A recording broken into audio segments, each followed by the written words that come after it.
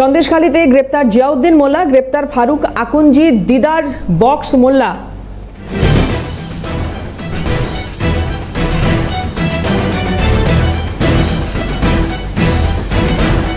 দীর্ঘ জিজ্ঞাসাবাদের পর নিজাম থেকে গ্রেপ্তার, আজ বসিরহাট আদালতে পেশ করা হবে তাদের। নিজাম প্যালেস থেকে বসিরহাট আদালতের উদ্দেশ্যে রওনা।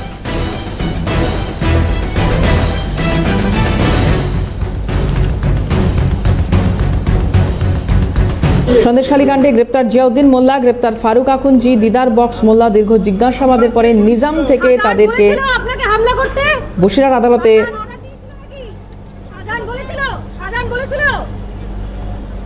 পেশ করার জন্য নিয়ে যাওয়া হয়। ইতিমধ্যে গ্রেপ্তার করা হয়েছে তাদের। নিজাম প্যালেস থেকে বসিরহাট আদালতের উদ্দেশ্যে ইতিমধ্যেই রওনা দিয়েছেন আধিকারিকরা।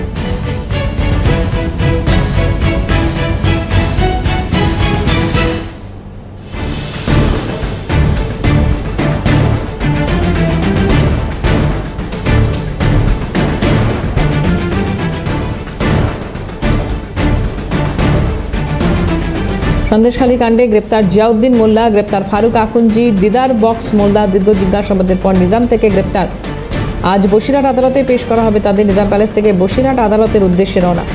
অভিরূপা শাহ আমাদের প্রতিনিধি রয়েছেন এই মুহূর্তে, সরাসরি কথা বলবো অভিরূপার সঙ্গে। অভিরূপা নিজাম প্যালেসে রয়েছেন। অভিরূপা, একটু জানার চেষ্টা করব, গ্রেপ্তার করা হয়েছে যাদেরকে, নির্দিষ্টভাবে কি অভিযোগ তাদের বিরুদ্ধে এক্ষেত্রে কেন্দ্রীয় তদন্তকারী সংস্থা পাচ্ছেন, এবং পাশাপাশি বসিরহাট আদালতে আজকে নিয়ে যাওয়া হলে কতদিনের রিমান্ড দাবি করবেন কি সিবিআই আধিকারিকরা, কি মনে হচ্ছে?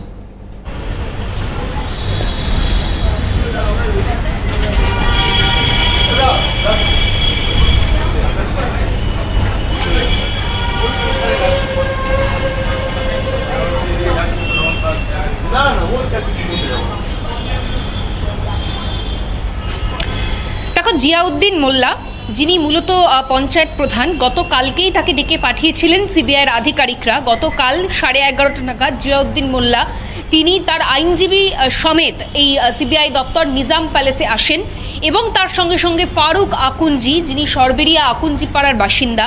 অন্যদিকে দিদার বক্স, এই দিদার বক্সের পরিচয় কি? ইনি হচ্ছেন শাহজাহান মার্কেটে, শাহজাহানের যে অফিস সেখানে অ্যাজ আ ক্যাশ কালেক্টর তিনি কাজ করতেন। এই তিনজনকেই গতকালকে সিবিআই এর আধিকারিকরা ডেকে পাঠান। গত 5ই জানুয়ারি ইডির ওপর হামলার যে ঘটনা, সেই ঘটনার পরিপ্রেক্ষিতে যে সমস্ত ডিজিটাল এভিডেন্স তদন্তকারী আধিকারিকরা হাতে পেয়েছেন, সেখানে দেখতে পাওয়া যাচ্ছে যে জিয়াউদ্দিন মোল্লা তিনি সশরীরে উপস্থিত রয়েছেন, এবং তার সঙ্গে সঙ্গে শাহজাহানের সঙ্গে জিয়াউদ্দিন মোল্লার গত 5ই জানুয়ারি কয়েকবার ফোনে কথা হয়।